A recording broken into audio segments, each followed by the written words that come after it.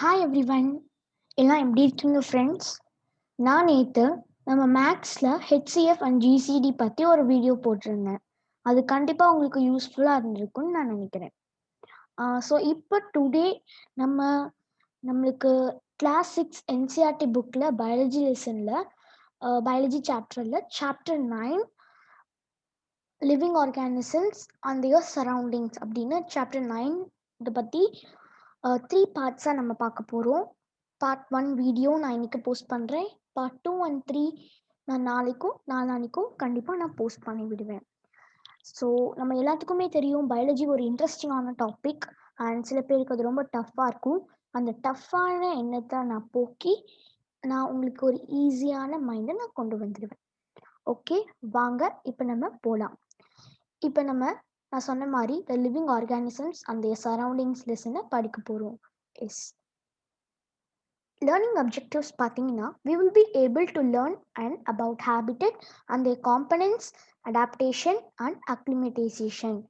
இதை பற்றி நம்ம லேர்ன் பண்ண போகிறோம். ஹேபிட்டட் காம்பனன்ட்ஸ், அதாவது ஒரு பகுதிகள், மற்றும் அடாப்டேஷன், அதுக்கப்புறம் அக்ளிமேட்டைசேஷன் அப்படின்னு ஒன்று லேர்ன் பண்ண போகிறோம்.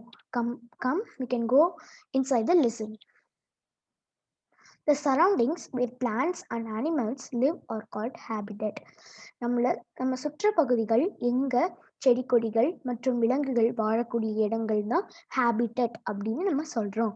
Several kinds of plants and animals may share the same habitat. Different types of செடி, அதுக்கப்புறம் விலங்குகள் அதோட சேம் ஹேபிட்டட், அதாவது ஒரே மாதிரி இருக்க ஹேபிட்டட்டை ஷேர் பண்ணிக்கும் அப்படின்னு சொல்லுறாங்க. The presence of specific features and habits which enable a plant or an animal to live in a particular habitat is called adaptation. The presence of ஒரு பர்டிகுலரான ஃபீச்சர்ஸ் அண்ட் ஹேபிட்ஸ், நம்ம பழக்க வழக்கங்கள் ஒரு பர்டிகுலர் இது ஒரு பிளான்ட்டையோ ஒரு ஆனிமலையோ ஒரு பர்டிகுலரான ஹேபிட்டட்ல லீவ் பண்ண வைக்குதோ அதுக்கு பேர் தான் அடாப்டேஷன் அப்படின்னு நம்ம சொல்றோம். நெக்ஸ்ட் ஸ்லைட் போலாம். Habitat is the place where an organism finds comfort, safety, food, water, air, shelter and suitable conditions for breeding and survival.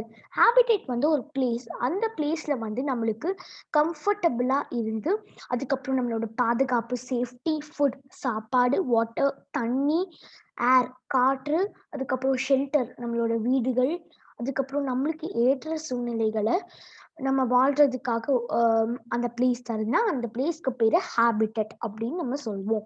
Next பார்த்தீங்கன்னா ஹேபிட்டட் கன்சிஸ்ட் ஆஃப் 2 காம்பனன்ட்ஸ், அதாவது biotic components and abiotic components அப்படின்னு சொல்றாங்க. Biotic components அப்படின்னா living things, உயிரினங்கள் அப்படின்னு, உயிர் இருக்கக்கூடிய இனங்கள் அப்படின்னு நம்ம சொல்றோம். ஏபயோட்டிக் காம்பனன்ட்ஸ்னா உயிர் இல்லாத பொருட்கள். இப்போ நம்ம நாற்காலி, அதாவது சேர், கம்ப்யூட்டர், நம்ம நிறைய திங்ஸ் இருக்கு, பெட், ஈவன் பென்சில், அதெல்லாம் தான் ஏபயோட்டிக் காம்பனன்ட்ஸ் அப்படின்னு நம்ம சொல்றோம். நெக்ஸ்ட் ஸ்லைட் போலாம்.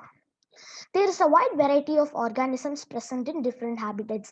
நிறைய வெரைட்டி அந்த ஆர்கானிசம்ஸ் டிஃப்ரெண்ட் ஹேபிட்டட்ஸ்ல இருக்கு. இப்போ சி அனிமல்ஸ்லாம் பார்த்தீங்கன்னா அக்வாரியம் அண்ட் அக்வாட்டிக் ஏரியாஸ்ல தான் இருக்கும். அந்த மாதிரி எர்த் வார்ம்லாம் பார்த்தீங்கன்னா மண்ணுக்குள்ள இருக்கும். சில டைம் ரெய்னிங்காக இருக்கும் போது சாயில்ல நிறைய தண்ணி போயிட்டு அது மூச்சு விடாமல் வெளியே மூச்சு விடும். ஸோ அந்த மாதிரி நிறைய டிஃப்ரெண்ட் ஹேபிட்டட்ஸில் வெரைட்டி ஆஃப் ஆர்கானிசம்ஸ் இருக்குது. நெக்ஸ்ட் பார்த்தீங்கன்னா plants and animals and micro organisms together constitute biotic components. விலங்குகள், செடி கொடிகள் மற்றும் சிறு உயிரினங்கள் டுகெதர், அதாவது மொத்தமாக சேர்ந்தாதான் பயோட்டிக் காம்பனன்ட்ஸ் அப்படின்னு நம்ம சொல்கிறோம். Rock, soil, air, water, light and temperature are some of the abiotic components of our surroundings. பாறை, மண், காற்று, நீர், வெளிச்சம் அண்ட் டெம்பரேச்சர் டிகிரி செல்சியஸ்ல நம்ம மெஷர் பண்ணுவோம். அது எல்லாமே சேர்ந்தாதான் ஏபயோட்டிக் காம்பனன்ட்ஸ். அது சம் ஆஃப் த, அதாவது ஒரு பார்ட், ஈச் ஒரு பார்ட் ஆஃப் சரௌண்டிங்ஸ் அப்படின்னு சொல்றோம். Biotic components, இது just a recap மாதிரி. It include all the living organisms in a habitat. For example, plants, animals and microorganisms. நான் ஆல்ரெடி சொன்ன மாதிரி பிளான்ஸ் விலங்குகள், செடி கொடிகள் மற்றும் சிறு உயிரினங்கள் கலந்தது தான் பயோட்டிக் காம்பனன்ட்ஸ் அப்படின்னு சொல்றோம். Abiotic components it includes all the நான் living things in a habitat. For example soil, water, light and temperature. நான் சொன்ன மாதிரி மண், தண்ணி, வெளிச்சம், சூரிய வெளிச்சம், அதுக்கப்புறம் டிகிரி செல்சியஸில் மெஷர் பண்ணுற டெம்பரேச்சர், இது எல்லாமே கலந்தாதான் நான் லிவிங் அதாவது ஏபயோட்டிக் காம்பனன்ட்ஸ் அப்படின்னு நம்ம சொல்கிறோம். The favourable conditions for survival of living organisms are provided by abiotic components. அதாவது நம்மளுக்கு ஏற்ற சூழ்நிலை, அதாவது பயோட்டிக் காம்பனன்ட்ஸ்க்கு ஏற்ற சூழ்நிலையை நம்மளோட அதாவது அதான் ஏபயோட்டிக் காம்பனன்ட்ஸ் அந்த சூழ்நிலையை நம்ம பயோட்டிக் காம்பனன்ட்ஸ்க்கு தருது அப்படின்னு சொல்றாங்க. நெக்ஸ்ட் பார்த்தீங்கன்னா air is essential for all the living organisms on earth. Air பார்த்தீங்கன்னா நம்ம சுற்றி நிறைய இருக்கு. ஏர் நிறைய கேசஸ் மிக்சர் ஆயிருக்கு. என்னன்னு பார்த்தீங்கன்னா oxygen, carbon di oxide, nitrogen, அந்த மாதிரி நிறைய gases எல்லாம் இன்க்ளூட் ஆகி ஏராக நம்மளுக்கு வருது. Plants and animals taking oxygen from the air during respiration. பிளான்ட்ஸும் அனிமல்ஸும் நம்ம கிட்ட இருக்க ஆக்சிஜன், ஏர் கிட்ட இருக்க ஆக்சிஜனை எடுத்து ரெஸ்பிரேஷன் பண்ணும் அப்படின்னு சொல்றாங்க. Air is required by organisms to cool their body. உயிரினங்களுக்கு ஏர் ரொம்ப தேவை டு அந்த அவங்க பாடியை குளிர்ச்சி பண்ணிக்கிறதுக்காக தேவை. சாயில்னா மண். அது soil is the upper most layer of the earth. அதாவது சாயில் பார்த்தீங்கன்னா நம்ம பூமியோட அப்பர் மோஸ்ட் லேயர்னு சொல்றாங்க. Soil is rich in minerals and micro organisms which help in different ways for plant growth. இது வந்து மினரல்ஸ்லயும் ரிச்சா இருக்கு, மைக்ரோ ஆர்கானிசம்ஸ்லயும் இருக்கிறதுனால பிளான்ட் க்ரோத்துக்கு ரொம்ப இம்பார்ட்டன்ட் அந்த ஒரு பார்ட்டா இருக்கு அப்படின்னு சொல்றாங்க. Water forms a medium for many metabolic reactions taking place inside the body. நம்ம வாட்டர் பார்த்தீங்கன்னா நம்ம உடம்பு சீராக அமைக்கிறதுக்கு ரொம்ப உதவுகின்றது. நம்ம உடம்புல இருக்க பிரச்சனைகளை எல்லாம் குணப்படுத்தி நம்ம உடம்பு சீராக்குது அப்படின்னு சொல்றாங்க. மெட்டபாலிக் ரியாக்ஷன்ஸையும் நம்ம உடம்புல பொருத்தி நம்ம உடம்பு ரொம்ப நல்லா வச்சுக்குது அப்படின்னு சொல்றாங்க. நம்ம எல்டர்ஸ் அண்ட் பேரண்ட்ஸ் நம்ம டெய்லியும் 3 லிட்டர் தண்ணி குடிக்கணும் அப்படின்னு சொல்றது காரணம் இதுதான். நெக்ஸ்ட் பார்த்தீங்கன்னா sunlight. Sun is the ultimate source of energy for all the living organisms on earth. Sun பார்த்தீங்கன்னா ஒரு அல்டிமேட் சோர்ஸ் ஆஃப் எனர்ஜின்னு கூட சொல்லலாம். இதுக்கு வந்து எலக்ட்ரிசிட்டி தருது. நிறைய யூசஸ் இதில் இருக்கு. Plants depend on sunlight for synthesising their food by the process of photosynthesis அப்படின்னு சொல்றாங்க.